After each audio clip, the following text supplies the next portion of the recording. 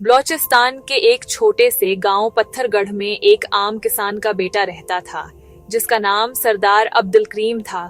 گندمی رنگ، چوڑی پیشانی اور آنکھوں میں ایک عجیب سی چمک جو دیکھنے والے کو فوراً متاثر کر دیتی۔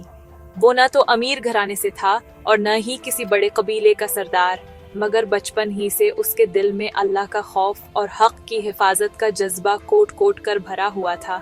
اس کا باپ ایک محنتی کسان تھا جو کھیتوں میں دن رات کام کرتا اور بیٹے کو بھی یہی نصیحت دیتا، بیٹا، رزق حلال کمانا جہاد کے برابر ہے اور سچ بولنا سب سے بڑی بہادری۔ عبد الکریم نے قرآن مجید کی تعلیم قریبی مسجد میں حاصل کی، ساتھ ہی اس نے اپنے ماموں سے تیر اندازی، گھڑ سواری اور تلوار بازی کا فن بھی سیکھا۔ اس کا شوق صرف کھیل یا مقابلہ نہیں تھا، بلکہ وہ سمجھتا تھا کہ ایک مسلمان کو ایمان کے ساتھ ساتھ اپنی حفاظت اور حق کے دفاع کا ہنر بھی آنا چاہیے۔ 1952 کے سردیوں کے دن تھے۔ گاؤں کے قریب پہاڑوں میں ڈاکوؤں کا ایک گروہ آ بسا۔ یہ لوگ رات کے اندھیرے میں گھروں میں گھس جاتے، مال مویشی چرا لیتے اور جو بھی مزاحمت کرتا اسے بے رحمی سے زخمی کر دیتے۔ کچھ دن بعد معاملہ اتنا بڑھ گیا کہ عورتیں اور بچے بھی خوف میں مبتلا ہو گئے۔ لوگ رات کو چراغ بجھا کر سوتے اور چھوٹے بچوں کو چپ کرانے کے لیے کہتے، خاموش، ورنہ پہاڑ والے آ جائیں گے۔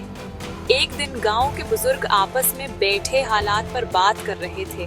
سب کہہ رہے تھے کہ ہمیں شہر جا کر پولیس کو اطلاع دینی چاہیے، مگر شہر دور تھا اور وہاں پہنچنے میں کم از کم 3 دن لگ جاتے۔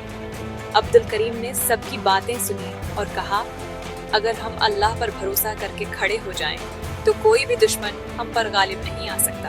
قرآن کہتا ہے، ان تنصروا اللہ ینصرکم ویثبت اقدامکم۔ اس نے گاؤں کے 8 جوانوں کو اکٹھا کیا۔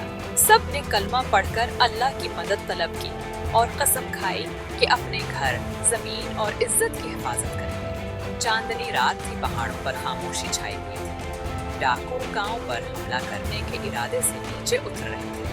عبد الکریم اور اس کے ساتھی چھپ کر ان کا انتظار کر رہے تھے۔ جیسے ہی ڈاکو قریب پہنچے، عبد الکریم نے اللہ اکبر کا نعرہ لگایا اور دشمن پر ٹوٹ پڑا۔ تلواروں کی ٹھن ٹھن اور گولیوں کی آوازیں وادی میں گونج اٹھی۔ عبد الکریم سب سے آگے تھا، ایک ہاتھ میں تلوار اور دوسرے میں ڈھال۔ دشمن کے وار کا جواب وار سے دیتا۔ اس کی بہادری دیکھ کر ساتھیوں کا حوصلہ دوگنا ہو گیا۔ ایک ڈاکو نے پیچھے سے وار کرنا چاہا، مگر عبد الکریم نے پلٹ کر ایسا حملہ کیا کہ وہ زمین پر گر پڑا۔ کچھ ہی دیر میں ڈاکو گھبرا کر بھاگنے لگے۔ عبد الکریم نے ان کا پیچھا نہیں کیا، بلکہ مسجد کے دروازے پر کھڑا ہو کر اذان دی، جیسے کہ اعلان کر رہا ہو کہ یہ گاؤں اللہ کے امان میں ہے۔ جب سورج نکلا تو گاؤں والے حیران رہ گئے۔ جگہ جگہ ڈاکوؤں کے ہتھیار بکھرے ہوئے تھے اور وادی میں سکون چھا گیا تھا۔ لوگ مسجد کے پاس جمع ہوئے تو دیکھا کہ عبد الکریم سجدے میں ہے اور اس کی آنکھوں سے شکرانے کے آنسو بہہ رہے ہیں۔ بزرگوں نے اسے گلے لگا کر کہا، آج تم نے ہمیں صرف ڈاکوؤں سے نہیں بچایا، تم نے ہمارا خوف بھی توڑ دیا۔ اس دن سے گاؤں والے اسے وادی کا شیر کہنے لگے۔ عبد الکریم نے اپنی باقی زندگی غریبوں کی مدد، بچوں کو تعلیم دینے اور گاؤں میں امن قائم رکھنے میں گزاری۔ وہ اکثر کہا کرتا، اصل بہادری دشمن کو مارنے میں نہیں، اپنے ایمان کو زندہ رکھنے میں ہے۔